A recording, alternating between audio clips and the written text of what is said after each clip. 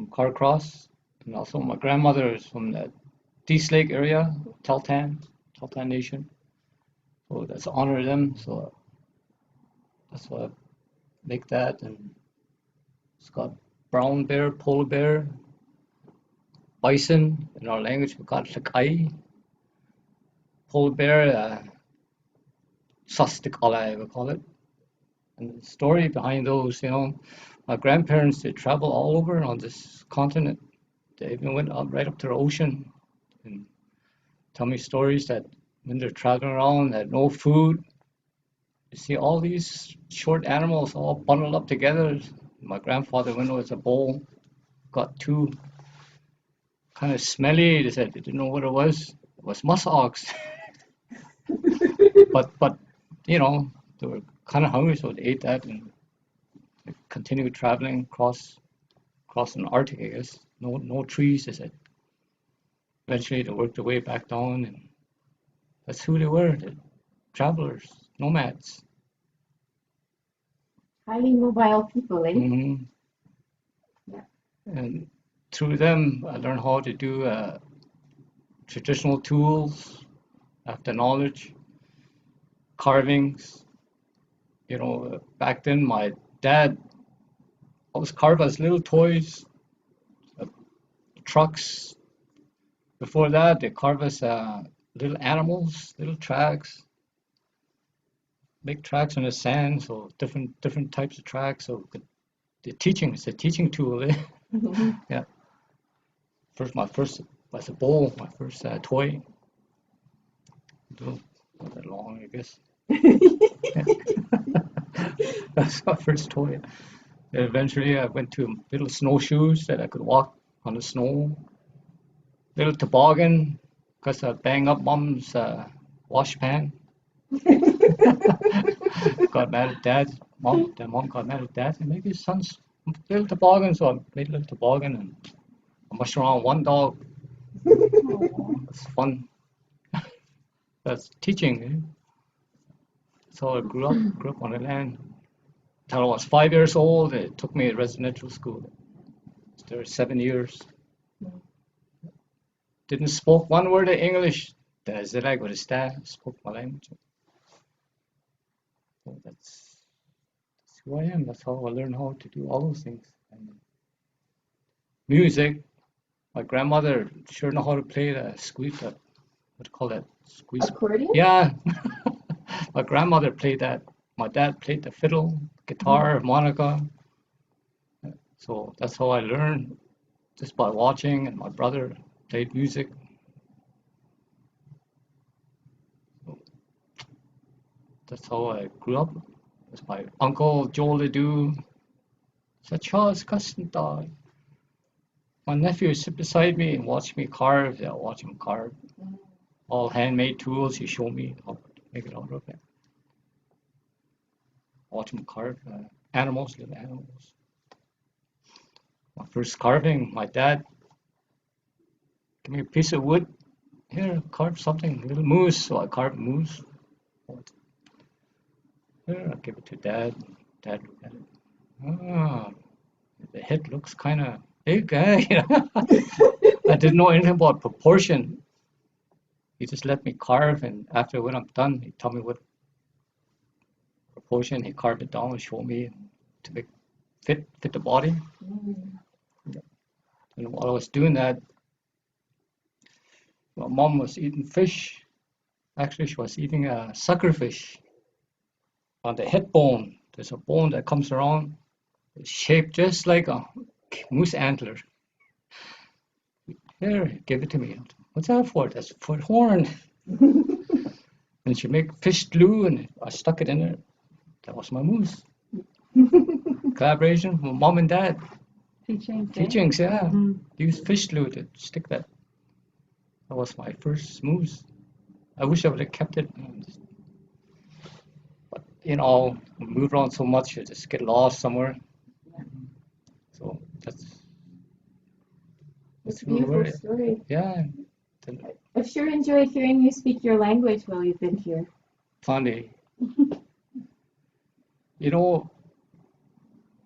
it took me a long time to kind of get comfortable to speak my language.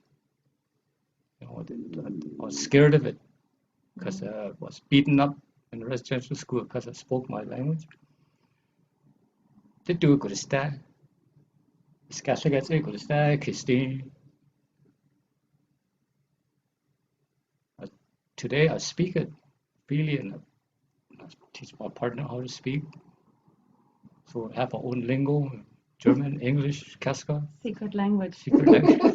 Yeah. And now we write songs, and the way it started, I started writing songs in English.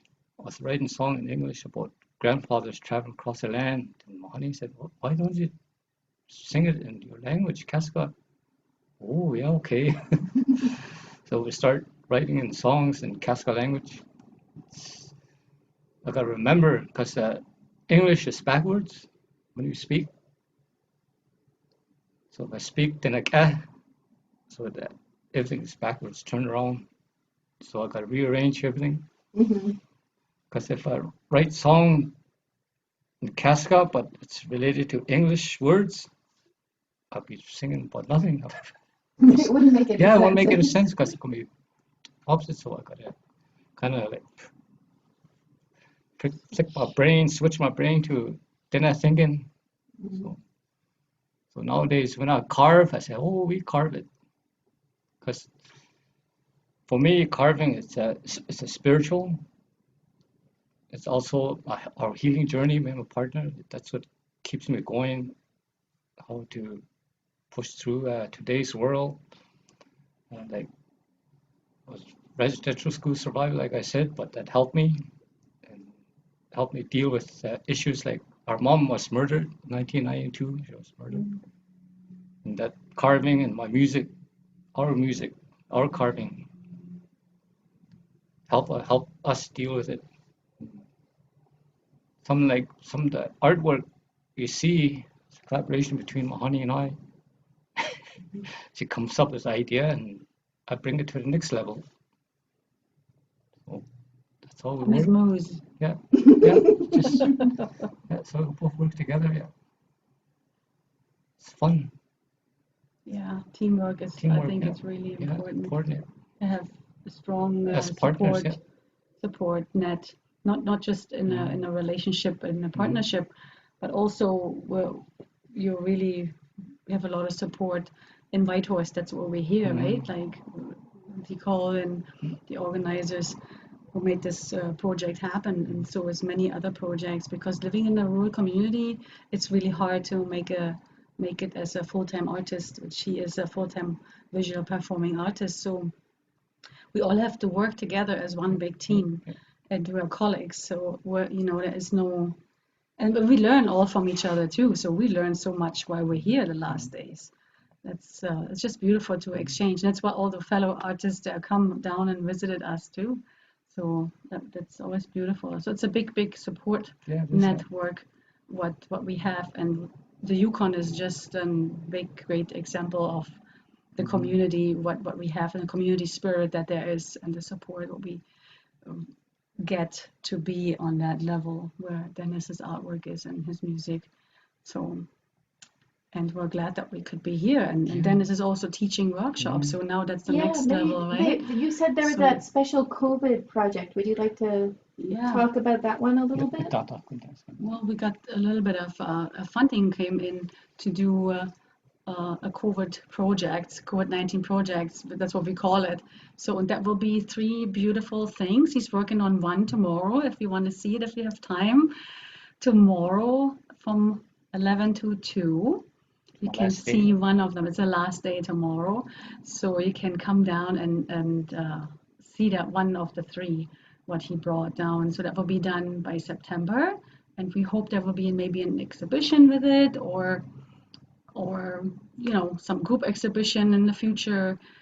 So yeah, these pieces are. You've also been teaching through them, right? And we have them short videos on Facebook on Dennis Shorty Arts, posted like short frequencies, like 15 seconds, short videos to show the progress of the pieces, so that everybody can kind of like be part of it and and learn and see what kind of materials, like from beginning to the end to the finished product, like how everything starts. Not with hunting the moose or anything. So we're getting like shedded moose antlers too. So but finding that and then putting cutting out the right place from the antler. So we have like 4 or 5 videos out there already on Facebook about it's COVID-19 project. That's what it's called.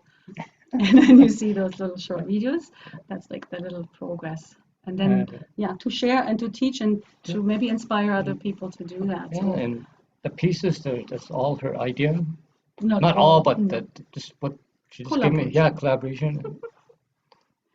Inspiration. Inspiration. And, ideas. And, well, we talk. Like we're very creative both together. Like I said, we worked as a team, and we have always the like our mind is always into creating something and having ideas and solutions oriented more than like more than complaining about things. We want to use COVID-19 as a positive and also to teach maybe the lesson what we got with that situation that we are in, and using that through artwork. I think it's a really great idea. So there will be a lot of positive things also coming out of our lockdown, isolation, quarantine, what we are in right now. I think there will be a lot of positive things coming out.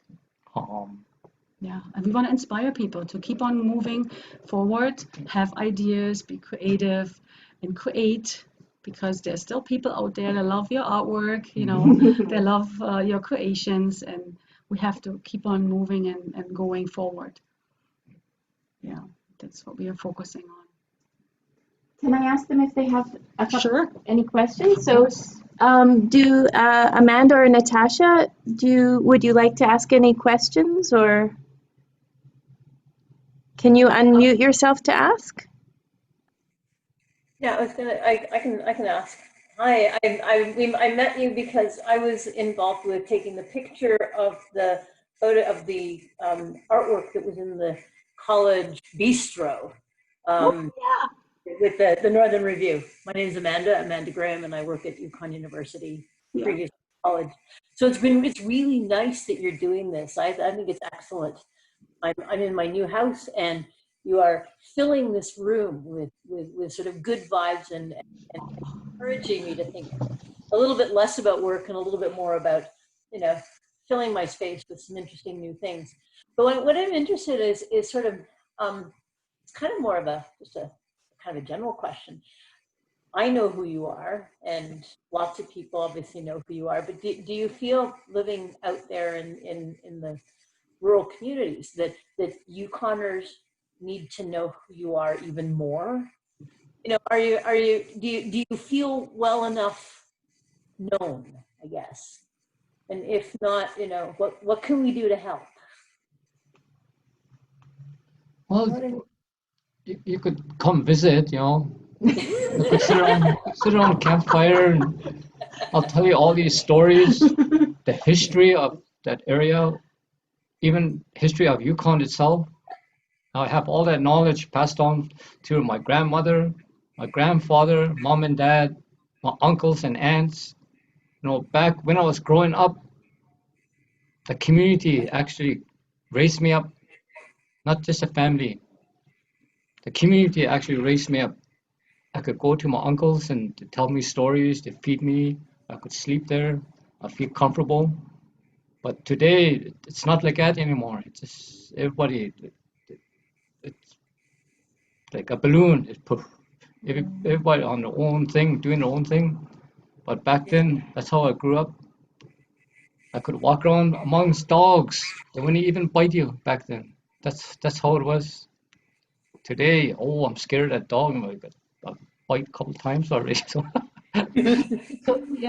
So your question is what you could do as UConn. Well, as a member of the public, even not even as a person working at the university. Oh, member as a public. As a person who lives here, what should we? You're right there in a Zoom meeting, and you're and we're happy to have you there to be there. I think we are grateful for everybody who gives us a smile back. Yeah. And because we're like, Just like you, we get energies from you too also. It doesn't go only one way, we get energies from both of you and from Nicole. And that we take with us. and we don't have, we don't have really Dennis's works in too many galleries. We were just talking about that yesterday because we wanted to create something that people, when they're interested in Dennis's work, to come to Ross River, where he has his own little space, like an own little sanctuary, so maybe if you come up for a drive to Ross River and visit us, that's one thing. That would be excellent. That Or would come be on down excellent. tomorrow. That would be excellent to see you guys at Ross River. So that we can create that connection. When you were interested in Dennis's stories or in his artwork or something, to bring you closer and build that relationship, because that's actually what we are about, the networking and being one with the people and coming all together as one people. And that's what we are about. What's his artwork about too? To connect, to bring good energy to you when you wear it. Some people tell him, "Oh my God, Dennis, you're here. I'm wearing my medicine bracelet." So they're wearing a nice copper bracelet with what he made. It's not casted, so it's all pound by hand, cut by hand. So that's what he was working on today, of one of the medicine bracelets. So and when we hear that gives us a lot of good energy, and that what keeps us going. That's our healing. When people are happy and when people are positive and grateful, and that energy exchange, that is what brings that's what heals us and what keeps us going too, because there's so much negative out there, and we're trying to not to think about too much. Sometimes it's right in front of our doorstep, but we gotta pull through, and we have to always keep up the positive and they just said the little ray of sunshine on Ross River. We were just told that the other day. Yeah. So Natasha, do you have a question? We can't hear you, Natasha. Oh, there we go. There you are. I'm just finding the unmute button. I guess I find your positivity very refreshing, and I'm really looking forward to meeting you tomorrow when we come by the gallery. I guess my question is about the combination or differentiation between your music and your carving. What do they like tell a different story or have different influences, or what's your take on that, like those two different sort of genres? For me, I'll put myself. it's actually they're connected. Each piece I make, it's a story behind it. Like bracelets. Our ancestors used to make that out of sheep horn. It means different things out of sheep horn. It's for, purity and all that stuff. It's kind of like, it's a spiritual. Copper, same thing. People used to use that long time ago. Music, it's part of that too. It's just that I brought it into the modern technology with guitars and amplifiers. The chanting is there. I use that. We'll make our own chantings because I can't use some of the chantings because it's sacred. So we create our own chanting. So everybody was happy with that. And we asked our elders in Ross, could we use this chanting? They said, no. You could create your own. Okay, so we create our own chantings. And the way you write songs, it's about stories about our ancestors. Right now I want to do that to connect with artwork and music. A long time ago, our ancestors had trails all over this world. They had trails, trading or visiting, and most of it's gone now. They don't use that anymore because modern day technology, planes, you got planes, trucks, and that's lost. And I want to bring that, or reconnect our trails again through music and artwork, visual and sound. You could hear it. So for me, music and art is the same. It's a spiritual. Bring it, and that's how we do that. You can't separate it You really. can't separate it. It's part of the whole, eh? Sometimes when I'm singing those songs, I break down, but you can't hear it. I can't do it on stage. Oh. I have to hold my posture and smile and just sing it. So Just carry on. yeah, just carry on. That's great. That's great. Sometimes, one time I was singing on stage, my mind went somewhere else. I forgot that I was playing. I was thinking about my grandparents, traveling across the land. Then I thought, oh crap, I'm singing, everybody watching me. It's a magic moment for the audience, I think. But all the rehearsals that we done, me and my honey, my body was doing that. My mouth was singing those words, but my mind was somewhere else. I was out there. And I came back, holy crap. I look around. Goosebumps, goose pimples, whatever you call it. I told him afterwards, because some people did recording. At the end, I said, "Dugaja." That means, oh, what happened? If you hear me say that, that means I've out body experience right on stage. Wow. Yeah, so. Dugaja is a secret word. Yeah, Dugaja. What happened? Oops, he had an experience.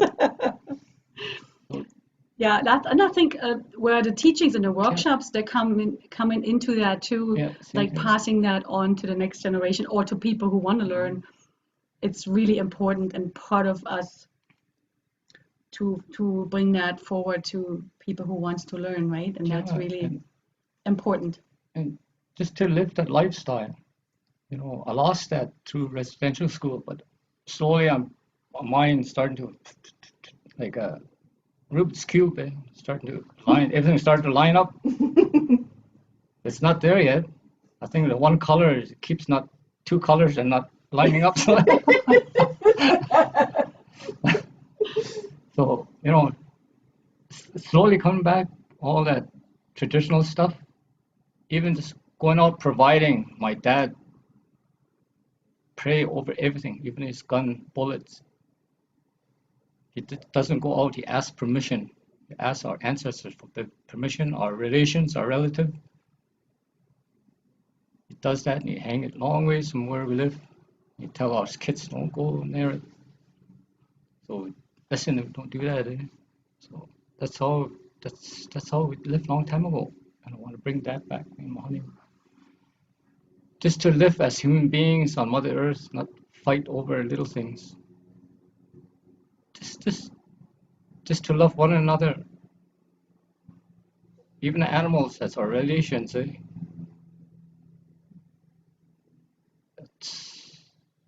That's how they lived a long time ago. Talk to the birds, they chirp away at you. If you don't understand, you just walk by. They actually talk to you if you listen carefully. I'm talking here.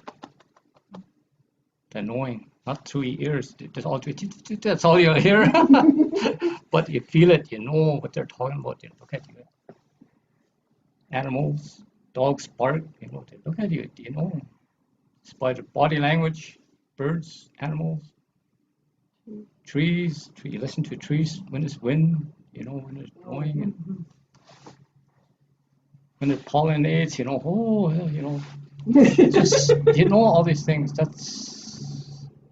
It's really important for us. I hate to say it, but as a human species to survive, we have to love Mother Earth and be one with everything, with the universe.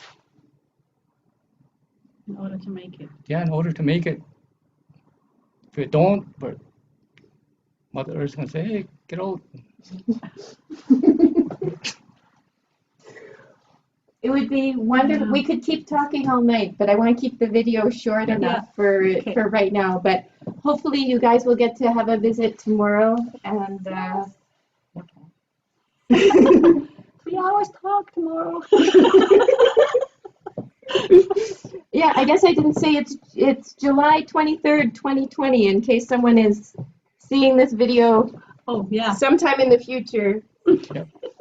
Thank you, Tomorrow. Natasha and Amanda, for coming. Thank And you. I'm gonna stop the recording, Awesome. and then we can